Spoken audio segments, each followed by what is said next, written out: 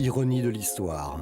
C'est à Nantes, ancien port négrier où se juge l'affaire Galmo, que Gaston Monnerville entame son combat pour les droits de l'homme. Nous sommes le 9 mars 1931. Dans le box, 14 inculpés. Ils sont accusés d'avoir participé aux émeutes qui ont suivi la mort de Jean Galmo. L'ancien député, évincé par un homme du pouvoir colonial, a été empoisonné 4 ans plus tard, en 1928.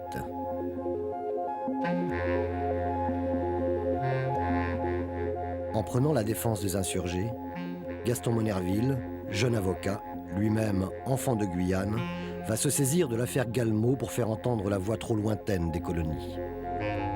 Notre procès, c'était, si je puis dire, la situation juridique et civique des originaires d'outre-mer dans l'ensemble français. Oui ou non étions-nous des citoyens français? Oui ou non nos droits de citoyens français avaient-ils été respectés et avaient-ils l'habitude d'être respectés? Oui ou non la France nous considérait comme des égaux? Ou est-ce que nous étions, nous, du fait que nous étions des coloniaux, comme on disait, à marge et à rejeter? Si vous lisez ma plaidoirie, vous verrez que tout le début de ma plaidoirie, c'est ça, que je portais ce procès qui dépassait ma personne, qui dépassait ses accusés, qui dépassait la cour, et même vous, messieurs les jurés, qui s'adresse directement à la nation, eh bien, je viens le porter à la barre de la nation. Ce n'est pas le procès de ces 14 accusés, groupés derrière moi. C'est un procès politique. C'est celui de l'administration coloniale telle que la comprennent certains administrateurs coloniaux. C'est le procès de la politique coloniale française telle que la mènent certains représentants de la France aux colonies, à l'insu du peuple de France.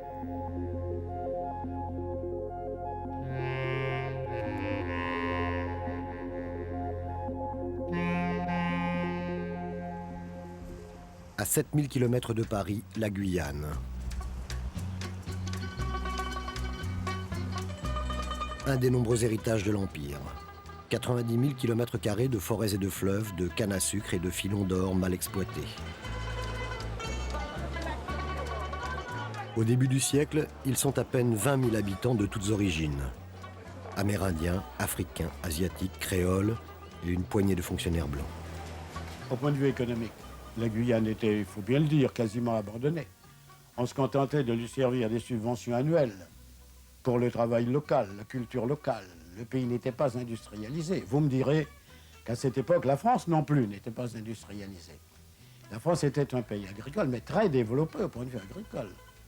Et qui était un pays à l'aise et même riche au point de vue économique. Alors que la Guyane était considérée comme une sorte d'annexe très lointaine où il n'y avait que le bagne. Un bagne créé en 1852 pour y déporter tous les forçats de France. Depuis lors, il représente la principale activité de la Guyane.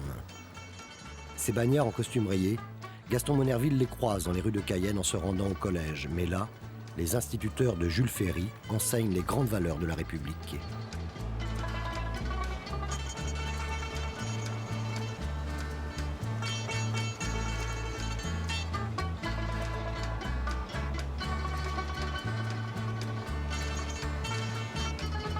Nous étions français par la culture qu'on nous a transmise.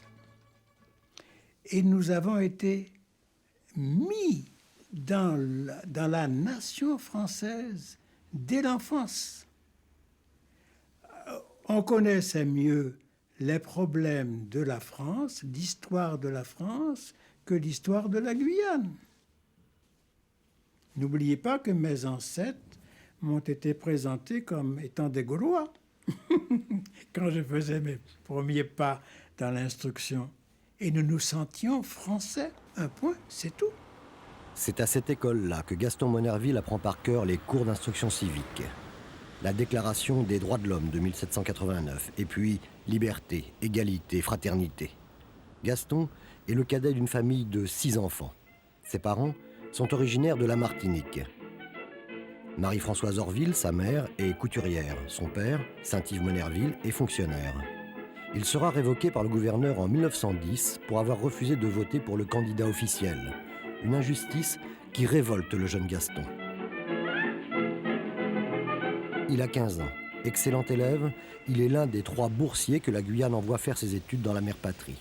Mais là, ce sont d'autres images des colonies qu'il découvre. En 1931, la France fête son empire d'Afrique, d'Asie, d'Océanie et des Caraïbes.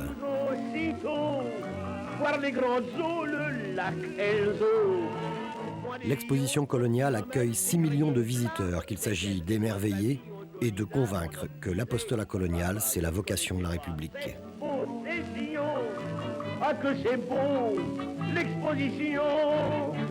L'exposition coloniale a consisté à présenter le colonialisme sous son meilleur aspect. Développement, réalisation architecturale, développement économique, etc. etc.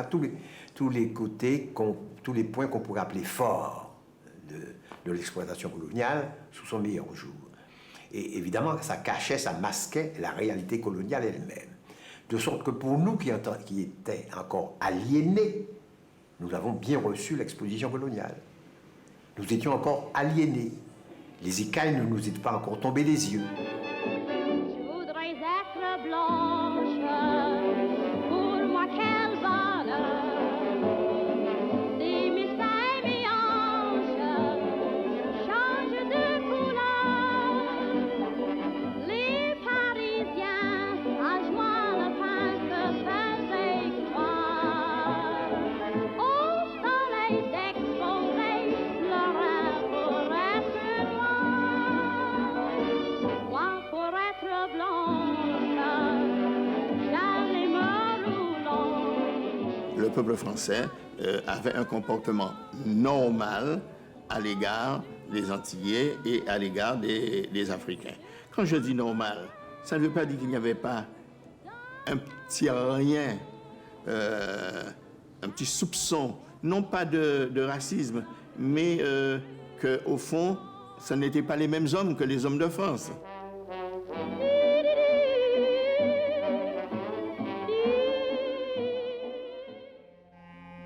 Au tribunal de Nantes, le jeune avocat achève sa plaidoirie.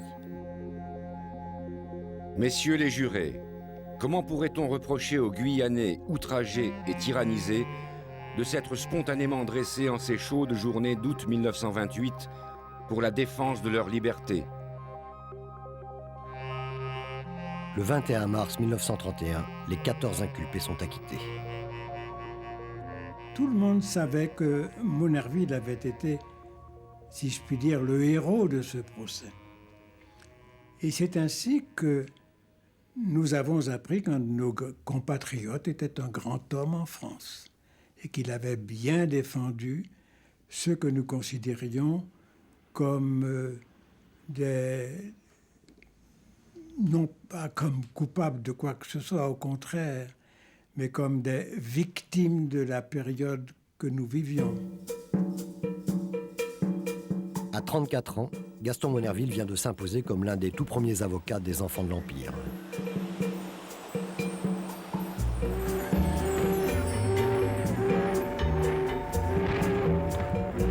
Je vois Monnerville descendre du bateau. Tout Cayenne se trouvait dans la rue, à l'intérieur de la mairie, partout. C'est comme des mouches, les gens étaient là. C'était la première fois qu'on voyait une foule aussi immense à Cayenne. Accueilli comme un libérateur, Gaston Monnerville se sent désormais à l'étroit dans son rôle d'avocat. Il lui faut une autre tribune. En 1932, il est candidat aux élections législatives. Gaston Monnerville est là porteur d'un programme tout à fait nouveau en matière économique. Il parle à l'époque de l'exploitation aurifère sur des bases modernes, des bases beaucoup plus rationnelles et non pas d'orpaillage. Il parle également de la culture agricole lancée autour de la banane. Donc, qui fait que les chambres consulaires, chambres de commerce, chambres d'agriculture, le conseil général, même la franc-maçonnerie, tous ont été soudés à Gaston Monnerville car ils y ont vu quelque part l'homme qui allait donc changer véritablement le retard économique de la Guyane.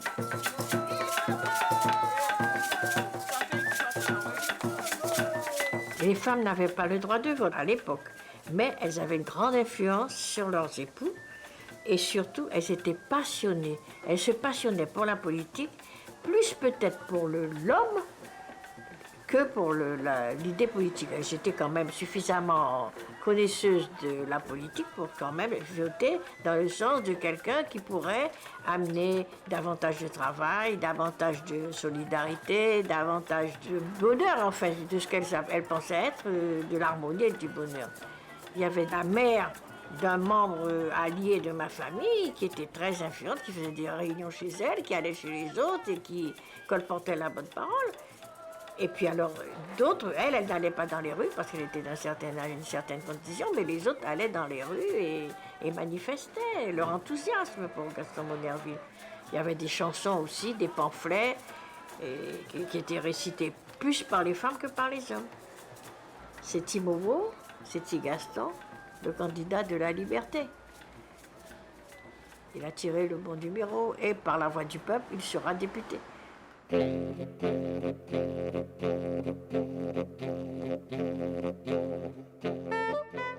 Élu député de Guyane, Gaston Monnerville fait son entrée à la Chambre des députés au milieu de ses amis du Parti radical. Il siégera aux côtés de Pierre Mendès France, le plus jeune député de France, Jean Zay, Pierre Cotte. La nouvelle génération radicale que l'on appelle les Jeunes Turcs. Gaston Monnerville représente alors les intérêts d'un territoire lointain que l'on appelle ici le dépotoir. Sa carrière est brillante, rapide. En 1937, il est le seul homme de couleur à entrer au gouvernement Chotan comme sous-secrétaire d'État aux colonies. La tâche qui l'attend est considérable. Avec son ministre de tutelle, le socialiste Marius Moutet, il entreprend de créer un fonds de développement des colonies. Il faut en finir avec l'exploitation des hommes et des richesses. Son projet est alors révolutionnaire, faire passer l'homme colonial avant le produit colonial. Mais un autre projet lui tient tout autant à cœur. Fermer le bagne de Cayenne, en finir avec le dépotoir.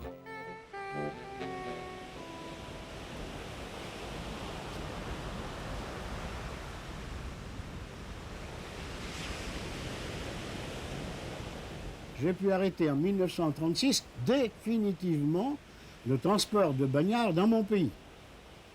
Et j'avais toujours considéré, notamment quand j'étais enfant à Cayenne, parce que j'avais toujours considéré qu'il fallait débarrasser mon pauvre pays de cela, de cette lèpre, de cette sanie, qui non seulement lui portait tort sur place, mais avait complètement annihilé sa réputation. Aussi bien en France que dans les pays étrangers, dès que le mot Guyane était prononcé, bang, on répondait. Et quand je suis arrivé tout jeune ici comme étudiant, comme lycéen d'abord, le petit Guyanais, le petit bagnard. Et le jour où je suis devenu quelqu'un pouvant rendre service, c'était ma première obsession. Je rêve encore chaque nuit de ce voyage au bagne. C'est un temps que j'ai passé hors la vie. Pendant un mois, j'ai regardé les 100 spectacles de cet enfer, et maintenant, ce sont eux qui me regardent. Je les revois devant mes yeux, un par un, et subitement, tous se rassemblent et grouillent de nouveau comme un affreux nid de serpents. Assassins, voleurs, traîtres, vous avez fait votre sort, mais votre sort est épouvantable.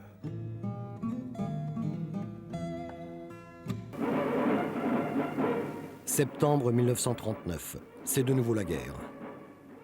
Comme en 1914, la France mobilise ce qu'elle appelle ses enfants.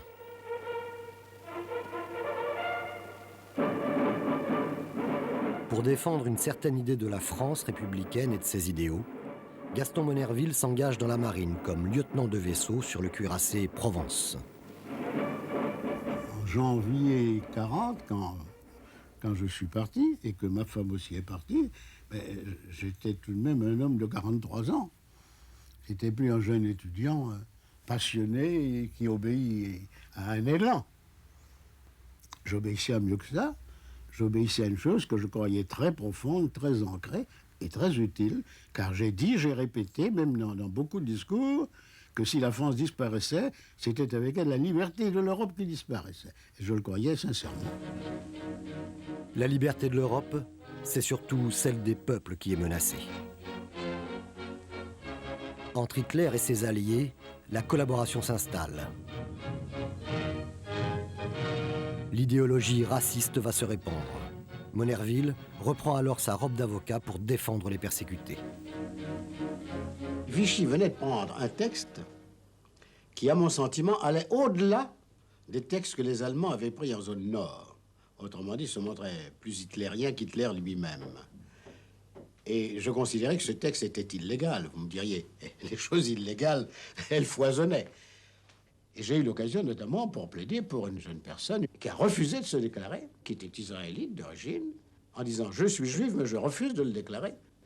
Et le tribunal correctionnel de Marseille a acquitté cette jeune juive qui a dit « je suis juive, je refuse de le déclarer ». Dès 1933, Gaston Monnerville avait senti le danger lorsqu'Hitler et les nazis avaient pris le pouvoir en Allemagne. À l'heure où beaucoup de ses compatriotes se taisent, il dénonce avec ses amis de la LICA, la Ligue contre l'antisémitisme, les premières lois anti-juives. Gaston Monnerville, en 1933, au Trocadéro, a prononcé un magnifique discours où il disait « les Noirs qu'avons connu la torture, qu'avons connu l'esclavage », nous adressons un salut fraternel aux Juifs d'Allemagne persécutés aujourd'hui et nous comprenons leur douleur. Comprendre ne suffit plus. Dès 1940, Gaston Monnerville condamne le régime de Vichy. En 1942, il entre dans la clandestinité et rejoint la résistance dans le mouvement Combat avec pour pseudonyme Commandant Saint-Just. Et voilà notre avocat guyanais, député français, installé dans les maquis d'Auvergne afin d'établir les liaisons entre les états-majors. À Chelade, avec sa femme Thérèse, il crée un hôpital clandestin pour les résistants. Quand j'étais dans ces maquis du Cantal, précisément, des jeunes venaient à nous, des jeunes cultivateurs, pour s'engager dans nos pauvres forces. Eh bien, j'ai devant les yeux, à Chelade, dans le Cantal, dans la Haute-Auvergne, la vue d'une quinzaine de jeunes garçons de 17-18 ans qui avaient des sabots de bois et qui avaient encore, à cette époque-là, de la paille dans leurs sabots, car c'était l'hiver. Et c'était des petits vachers, des petits boutilliers qui venaient s'engager. Et j'ai pensé, je ne vous le cache pas à ce moment-là, cette phrase fameuse, les va-nu-pieds superbes. Et ce n'est pas par amour de la guerre, c'est pas par esprit combatif militaire que nous avons été dans le maquis. Nous avons été dans le maquis, considérant simplement que nous continuions ce pourquoi nous étions engagés en 1939. C'est-à-dire la défense de l'homme, la défense des libertés, la défense de la France, bien évidemment, qui, à nos yeux, était le symbole même de ces libertés et des droits de l'homme. À l'autre bout de l'Empire, dès le mois d'août 1940, un autre Guyanais, Félix Eboué, gouverneur du Tchad, a rallié De Gaulle et la France libre. En mars 1943, il appelle les Guyanais à les rejoindre. Français de Guyane, c'est à vous que je m'adresse. C'est moi, Félix Eboué. Vous avez décidé de vous ranger sous l'autorité du général de Gaulle. Vous avez signifié que vous aussi, comme fils aîné de l'Empire, aviez pour devoir d'apporter votre effort à celui que d'autres Français prodiguent pour la sauvegarde et le maintien de liberté du monde.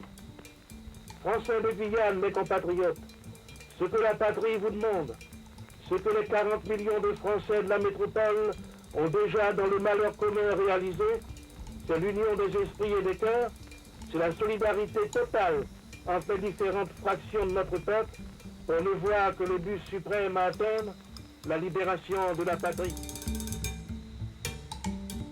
Le 20 mai 1943, le détachement était prêt, le détachement des volontaires.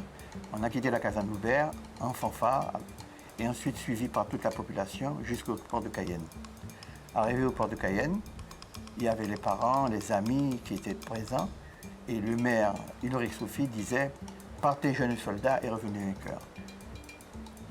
Et arrivé à Dakar, on nous envoyait dans un camp qui se trouve dans la pointe du fleuve Sénégal, un ancien camp de lépreux. Et c'est là que le bataillon s'est formé avec des métropolitains venant d'Espagne, des Guyanais et des Sénégalais qui a formé le 72e bataillon du génie.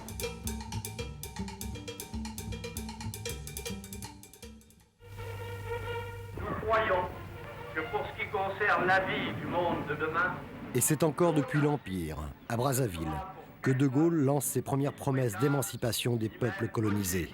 mais nous sommes sûrs, aucun progrès n'est ni ne sera un progrès si les hommes qui vivent sur leur terre natale, à l'ombre de notre drapeau, ne devaient pas en profiter moralement et matériellement. De Gaulle et les Français veulent une république nouvelle. C'est la libération. Nommé par la résistance à l'Assemblée consultative, Gaston Monnerville prépare un nouveau statut politique pour les territoires d'outre-mer et notamment les 4 vieilles, la Réunion, la Guyane, la Guadeloupe et la Martinique. Aimé Césaire, député de la Martinique, en est le rapporteur. Le peuple martiniquais me demandait que la première tâche de son nouveau représentant, de ses nouveaux représentants, soit la transformation de la Martinique en département français. Mais en réalité, ce que demandaient très concrètement les Martiniquais, c'était la fin d'un certain régime, la fin du régime colonial, la fin du règne du gouverneur tout-puissant, la fin de la ségrégation. Ça veut obtenir la transformation en département en mars 1946, à la sortie de la guerre. Personne n'y avait pensé. Les députés africains, Lamine Gueye, Senghor et tous les autres, m'ont considéré comme le Césaire, comme le chef de file, à raison de mon âge d'abord, et à raison de l'expérience que j'avais acquis au gré des ans. Et c'est comme ça que nous avons pu nous rassembler tous, toujours dans la même idée que je poursuivais. Nous avons pu nous rassembler tous pour créer l'Union française. Une union que Gaston Monnerville réclamait dès 1937. Nous, les fils des terres françaises d'outre-mer, nous voulons qu'entre la France métropolitaine et la France coloniale demeure, persiste et progresse cette communauté d'action. Nous voulons, avec vous, nos frères de France, œuvrer pour la grandeur de notre commune patrie. Nous désirons que l'unité française soit une réalité et non plus une espérance. Monnerville a été donc un grand moteur de cette constitution de l'Union française s'agissant de l'outre-mer. Parce que Monnerville a été président de la commission consultative du gouverneur général de Gaulle avant même qu'il y ait donc la mise en place de l'Assemblée. Ensuite, Monnerville a été aux Assemblées nationales constituantes président de la commission d'outre-mer et chacun se plaît à reconnaître qu'il y a joué un rôle essentiel, à côté d'autres. Bon, on peut citer à côté de Césaire, on peut citer donc à côté de Darboussier, on peut citer donc à côté donc de Léopold Senghor et d'autres. Mais il a joué un rôle essentiel, ne l'oubliez pas. Monnerville est un juriste. Monnerville est un anticolonialiste. Et Monnerville a de l'autorité en France. Donc il a joué un rôle important.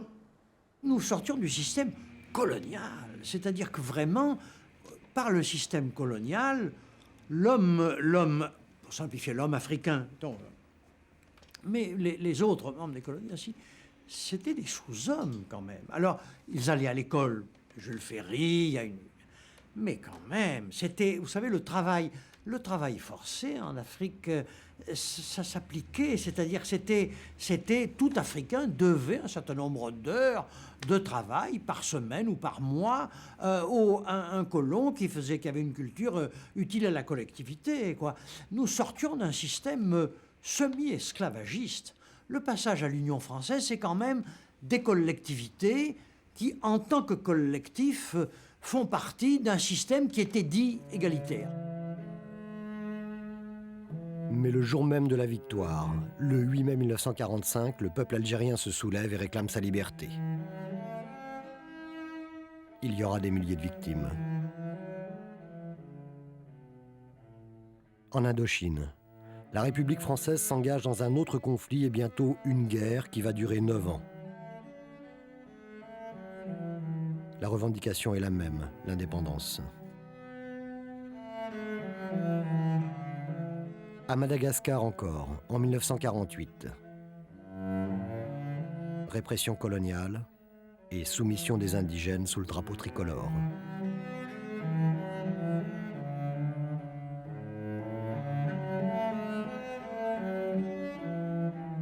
Un drapeau qui porte malgré tout, encore et toujours pour Gaston Monnerville, les promesses de liberté, d'égalité et de fraternité. Après l'Union française, il adhère au projet d'une communauté française inscrite dans la Constitution de la Ve République. Le 15 juillet 1959, De Gaulle installe le Sénat de la communauté.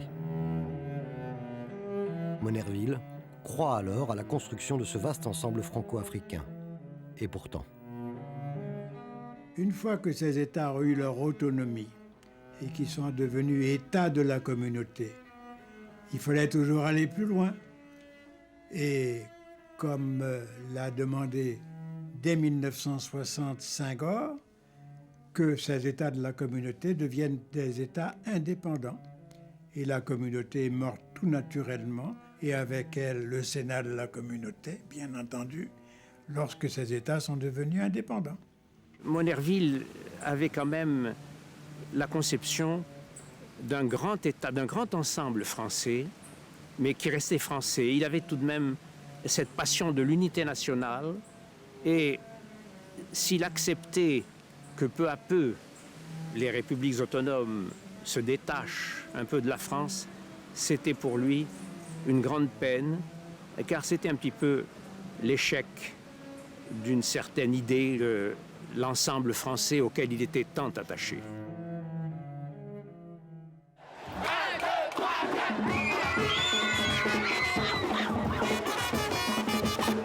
La communauté, comme l'Union française, seront donc des échecs. Restent les territoires et les 4 vieilles de l'outre-mer devenus départements français.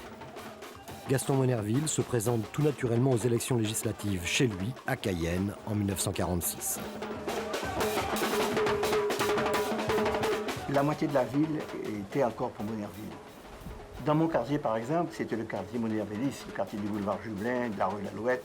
Et je vois encore toutes ces personnes âgées, Madame Gambetta, Madame Avard, Madame Dufay, tous ces gens-là, c'était Timomo, c'était Vivement.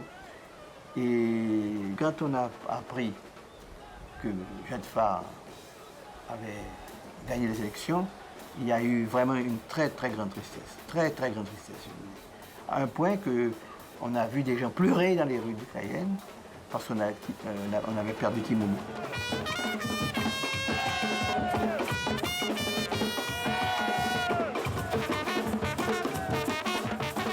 Il y a eu beaucoup de trahison, monsieur.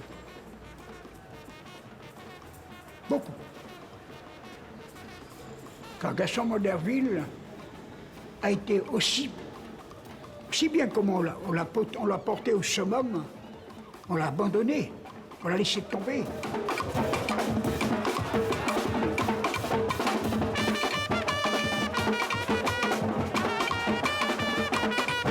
Les erreurs de Gaston Monnerville sont a priori simples. D'une part, il a été coupé de la Guyane pendant la Seconde Guerre mondiale. Son assise électorale s'est pratiquement effondrée parce que son corps électoral s'est largement vieilli. Troisièmement, c'est que le discours qu'il tient, le discours Jules Ferry, le discours Schellcher, le discours d'attachement à la France, est dépassé, est obsolète. La Guyane de l'après-guerre traverse une grave crise économique. L'argent de l'administration pénitentiaire a disparu avec la fermeture du bagne. La victoire de Gaston Monnerville pour les droits de l'homme se retourne contre lui. C'était plutôt un sentiment, je veux pas employer de mots trop gros, mais enfin, disons de regret, pas pour moi, mais pour mon pays. Non pas en raison de ce que moi je pouvais apporter, ça c'est de l'égoïsme, mais en raison de l'évolution que j'avais commencée et qu'on arrêtait tout d'un coup. Il rentre à Paris, pense abandonner la politique et reprendre son cabinet d'avocat. Mais le Conseil général de Guyane lui confie alors un autre mandat. Nommé au Conseil de la République, Il devient en mars 1947 président du Sénat. La politique ne le lâchera plus. Il cherche désormais à se faire élire en métropole. Ses amis du Parti radical lui créent un siège.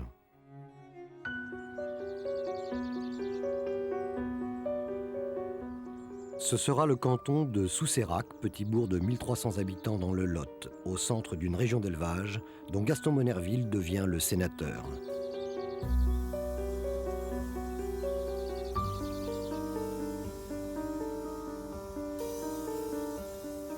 Il n'aurait pas été président du Sénat.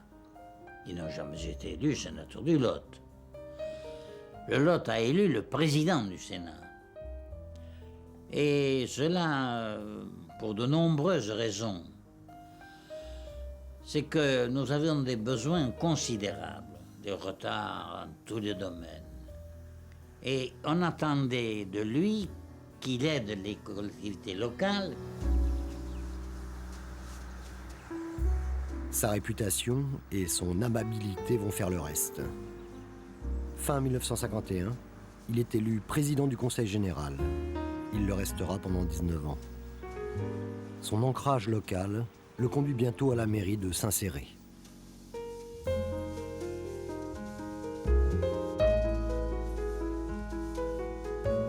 Pendant la campagne électorale, quelquefois le candidat socialiste qui passait avant Monnerville disait c'est quand même un homme de couleur, il n'insistait pas trop. Et quand Monnerville arrivait 2, 3, 4 jours après, les gens qui le voyaient disaient mais il n'est pas si noir que ça, il était simplement métissé. Et jamais il n'était fait allusion à sa couleur pendant les 20 et quelques années qu'il restait dans le département. Le 17 décembre 1953, le Congrès se réunit à Versailles pour désigner le successeur de Vincent Auriol à la présidence de la République. Parmi les 946 députés et sénateurs, Gaston Monnerville.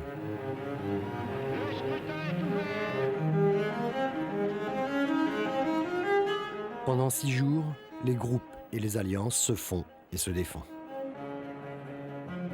À l'élection de 1953, quand Coty est élu au 13e tour, si Monnerville avait été blanc, s'il n'avait pas été un métissé, s'il n'était pas né à Cayenne, ou alors en Martinique peut-être, me semble pas, Monnerville était incontestablement président de la République. Il aurait dû l'être. Il aurait dû l'être parce que d'abord c'était une tradition républicaine.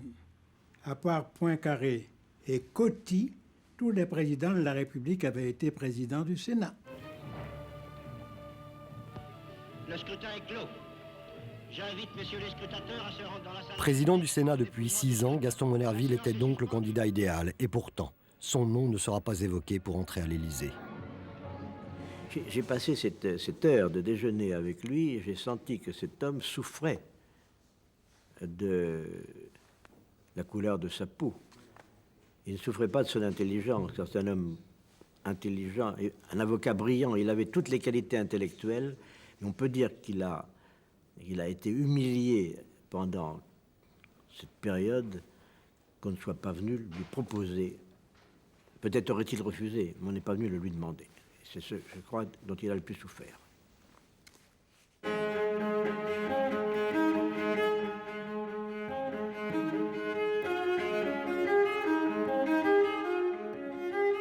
René Coty est élu président de la République pour inaugurer les chrysanthèmes, dit-on.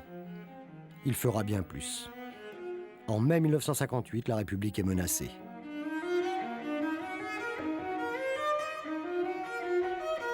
Ici à Paris, et là-bas en Algérie. L'armée veut imposer le retour de De Gaulle.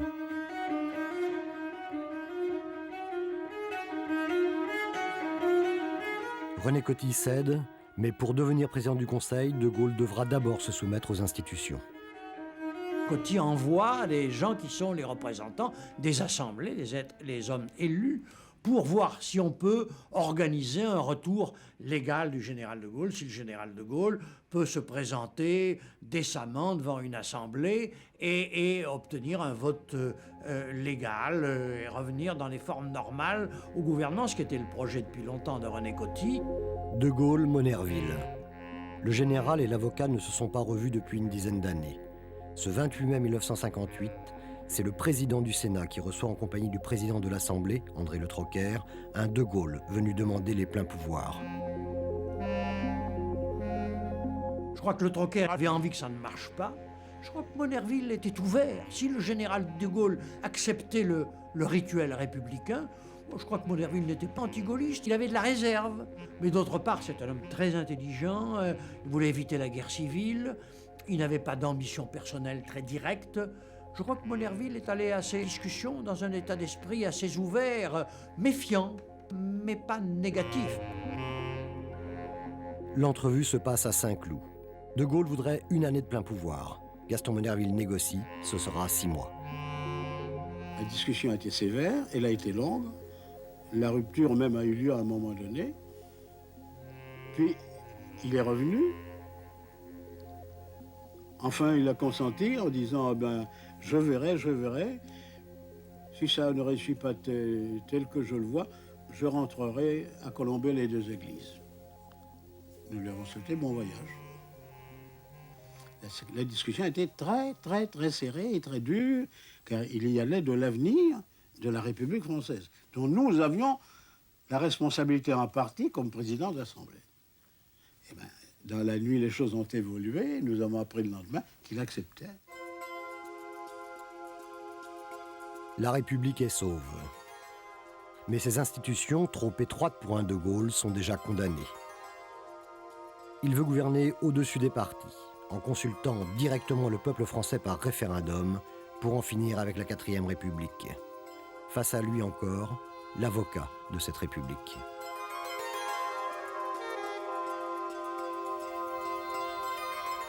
Il a agi de telle façon qu'à mon avis, il violait la Constitution et est né alors le conflit ouvert entre le Sénat et le président de la République. Et notamment à propos du référendum de 62, où il a pris sur lui de faire ce référendum, contrairement au texte de la Constitution et à l'esprit de la Constitution. Alors là, j'ai rompu, et vous savez ce qui s'est passé. 4 ans après son retour au pouvoir, De Gaulle propose aux Français d'élire eux-mêmes leur président de la République. Les partis politiques se sentent floués, dépossédés. À Vichy, lors du congrès du Parti radical, Gaston Monnerville prend la parole. J'étais président du parti à ce moment-là. J'étais donc bien placé pour savoir qu'est-ce qui s'est passé à Vichy. Monnerville a employé le mot forfaiture. Et ça a été le point culminant du congrès, à tel point que moi, comme président qui ne devait pas aller dernier, j'ai renoncé à prendre la parole en disant que l'essentiel avait été dit. Forfaiture. Crime dont un fonctionnaire public se rend coupable en commettant certaines graves infractions au devoir de sa charge. L'attaque de l'avocat Monnerville est directe. De Gaulle, très habilement, a posé au pays une question. Voulez-vous élire, que ce soit vous qui élisiez votre président de la République? Ça ne voulait absolument rien dire constitutionnellement, mais ça voulait tout dire au point de vue du pouvoir personnel. Pas besoin de vous dire, ça a aggravé le conflit, bien évidemment, et depuis lors, il n'y a plus de contact. Le 6 octobre 1962, les 2 hommes se rencontrent pour la dernière fois l'espace de 2 minutes. Gaston Monnerville rejoint la présidence du Sénat. Les bancs du gouvernement resteront vides. De Gaulle décide de boycotter la Haute Assemblée. Les méthodes du général ne plaisent pas aux juristes. D'abord feutré, le divorce entre l'Élysée et le Sénat est bientôt public. En 1969, De Gaulle franchit un pas de plus. Dans un référendum plébiscite, il s'en prend une nouvelle fois au pouvoir du Sénat.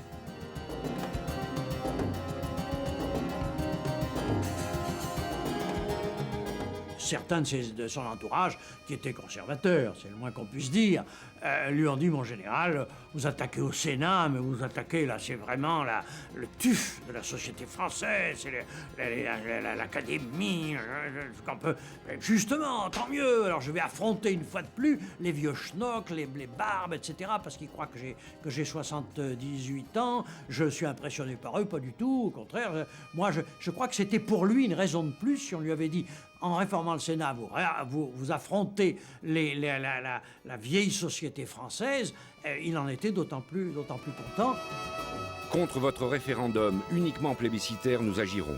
Il se trouvera assez d'hommes et de femmes attachés à la démocratie pour combattre vos projets, pour révéler aux Français la duperie dont ils risquent d'être victimes. Lorsque, alors, il a voulu renverser le Sénat, renverser tout ce qui existait à l'époque, d'une façon très indirecte, modifier les pouvoirs du Sénat, sans consulter le Sénat d'ailleurs. Alors, permettez une expression vulgaire, ça a bardé. Monnerville cède la présidence du Sénat à Alain Poher et se lance dans la campagne du non à De Gaulle. J'avais réfléchi en moi-même que mon rôle était d'aller dans le pays combattre le référendum. Puisqu'on s'adressait au pays sous forme de référendum pour, au fond, énucléer le Sénat, mon devoir était d'aller dans le pays, expliquer et se battre pour sauver cette institution. Le texte de loi qui vous est proposé, dont tout le monde sait qu'il est à la fois inconstitutionnel, complexe, difficile, illégal, ainsi que l'a dit le Conseil d'État, et dangereux, le texte qui vous est proposé risque beaucoup de conduire notre pays à l'aventure. Je vous dis donc, il faut répondre non au référendum du 27 avril.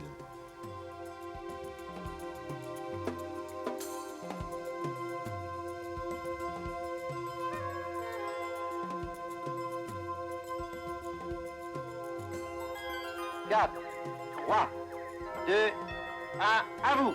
Le non l'emporte en France métropolitaine.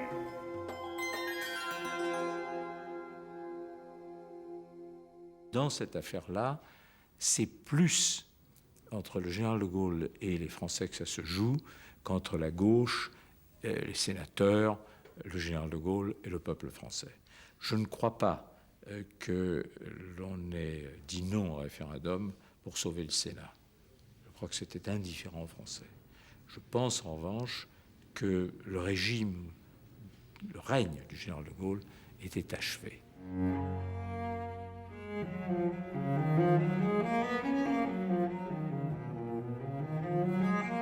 Monnerville, victorieux, n'est plus qu'un sénateur parmi les autres.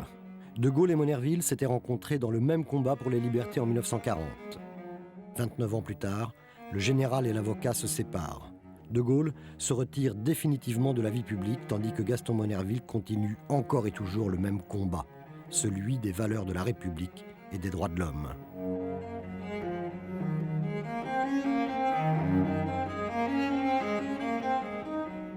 Avec Jean-Pierre Bloch et ses amis de la LICA, ceux-là même qui l'accompagnaient dès 1933 dans la lutte contre le racisme, il fait voter en 1972 une loi faisant de toute discrimination raciale un délit.